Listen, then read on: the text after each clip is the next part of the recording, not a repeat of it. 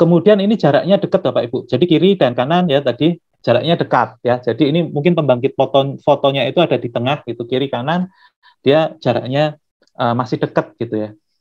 Nah, ini dianggap eksperimen Clauser ini masih mengandung loophole ya. Loophole-nya apa? Loophole-nya itu jangan-jangan si foton yang ditembakkan tadi karena setup eksperimennya kan fix Bapak Ibu ya. Jadi skema eksperimen ini kan satu keseluruhan gitu ya, satu kesatuan.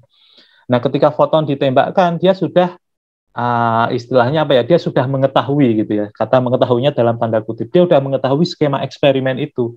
Maka dia ya perilakunya bisa ngikutin yang tadi, dia entanglement, maka dia bisa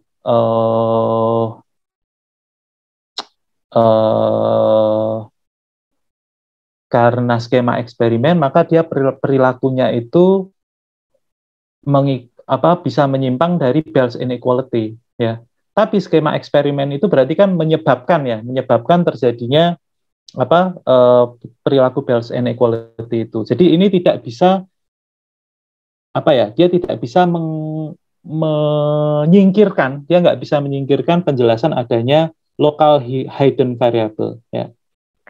Jadi ini anggap local hidden variabelnya masih mungkin ada ini gitu ya, karena jaraknya dekat gitu kan. Jadi A masih bisa mempengaruhi B dan sebagainya ya. Nah, ini berikutnya kelemahan dalam eksperimen Clauser ini ya. Ini Bapak Ibu bisa lihat ini ada locality loophole ya nyebutnya. Karena tadi polarisasinya fix gitu. Nah, itu disempurnakan oleh Alan Aspect ya, Alan Aspect. Aspect dan teman-temannya dia meningkatkan versi dari Clauser eksperimen. Jadi Clauser eksperimen tadi udah bagus tapi di enhance lagi, diperbaiki ya. Mereka mengimprove entangle photon generator dan polarisasinya ya. Jadi kira-kira aspek itu membuat pembangkit foton itu dia kan menembakkan satu persatu Bapak Ibu, tapi dia frekuensinya bisa tinggi sekali. Per detiknya dia bisa menembakkan jauh lebih cepat dibanding percobaan-percobaan yang dilakukan oleh Clauser dan beberapa saintis yang lain gitu ya. Aspek ini bisa menemukan yang lebih cepat gitu.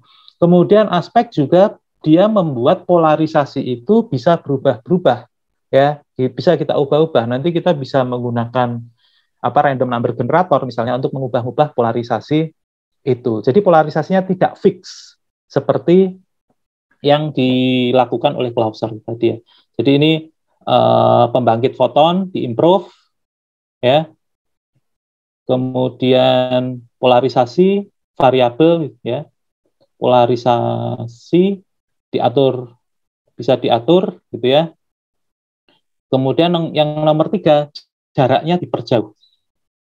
Jaraknya diperjauh itu untuk memastikan bahwa tidak ada efek antara A ke B gitu ya, yang bisa terjadi secara seketika, yang melebihi kecepatan cahaya gitu ya. Nah, gambarannya seperti itu Pak Ibu, nanti Bapak Ibu bisa baca.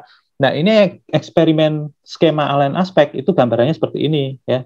Jadi ini pembangkit fotonnya, kemudian di sini ada saklarnya, switch Bapak Ibu ya. Ada switch-nya itu nanti dia bisa mengarahkan ke polarisator yang ini atau polarisator yang ini gitu ya. Switch-nya itu semacam cermin gitu ya. Dia bisa nembak ke sana, nembak ke sini ya, tergantung settingnya gitu. Dan dia bisa diubah-ubah. Ya. Nah, karena seperti ini maka tadi itu Bapak Ibu ini juga jaraknya diperjauh. Ini kalau saya nggak salah itu sekitar 50 km.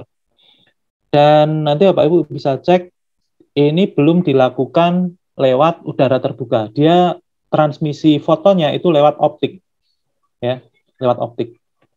Jadi ada fiber optik, itu pun bermasalah itu. Optik kalau beda panjang sedikit saja itu sudah mempengaruhi probabilitas superposisinya itu gitu ya. Jadi harus persis sama, dites dulu harus persis sama baru percobaannya dilanjutkan ya. Nah, skema Allen Aspect ini dia membuktikan dengan lebih kokoh gitu ya bahwa quantum entanglement itu betul-betul menyimpang dari Bell's inequality. Ya, kita nanti bisa baca Bapak Ibu ya. Ya, ini ya, Bapak Ibu bisa baca ini, dia betul-betul menyimpang ya.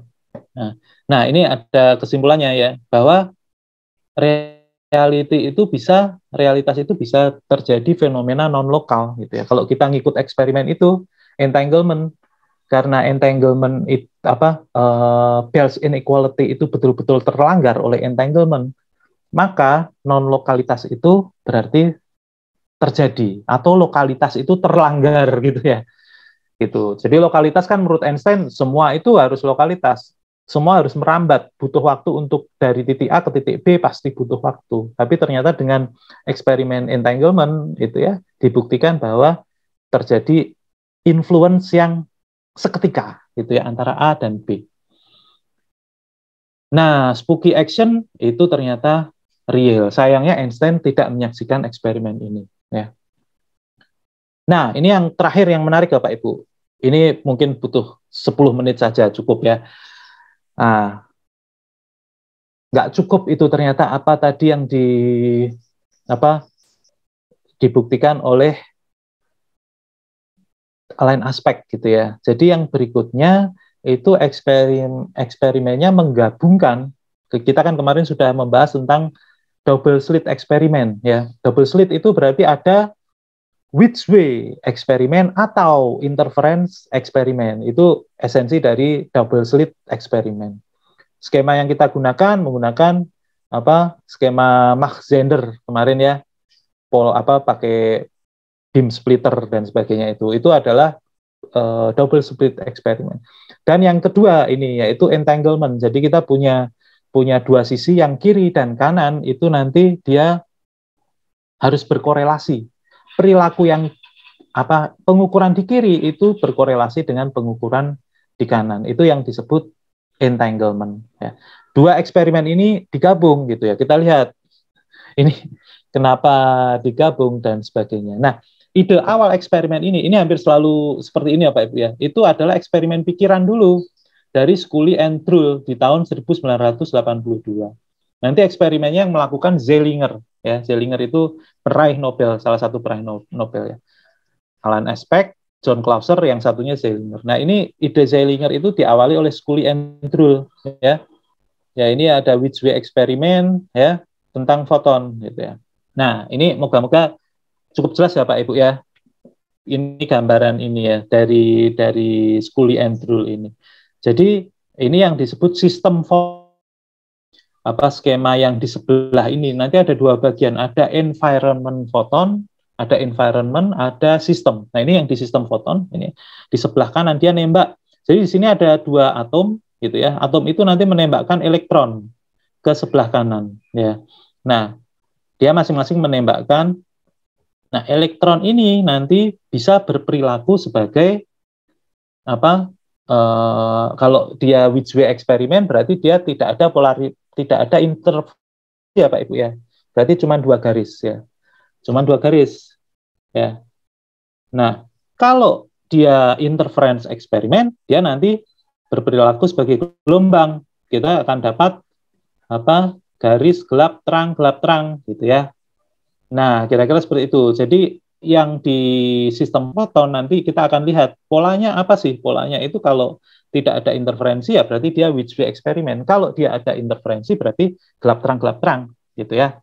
Nah, ada sisi yang lain yaitu yang disebut sebaliknya. Ini adalah environment photon Bapak Ibu ya. Jadi tadi entanglement. Jadi si satu atom A ini kan menembakkan ke sana satu elektron. Dia sekaligus menembakkan ke sana satu elektron juga, yang dia saling antara ini dan ini itu dia saling berentanglement ya, pasangan sebenarnya. Jadi kalau yang di kanan itu momentumnya sekian, yang di kiri ya momentumnya sekian tapi arahnya berlawanan gitu ya. Pokoknya yang di kanan spin up, yang di kiri spin up atau spin down, tapi dia selalu berpasangan gitu ya, konsisten gitu, berkorelasi. Nah, ditembakkan ke sini sama, yang B juga sama Pak Ibu. Dia menembakkan satu elektron lagi ke arah environment foton ya. Nah, kita perhatikan di sini ada beam splitter A gitu ya, beam splitter A.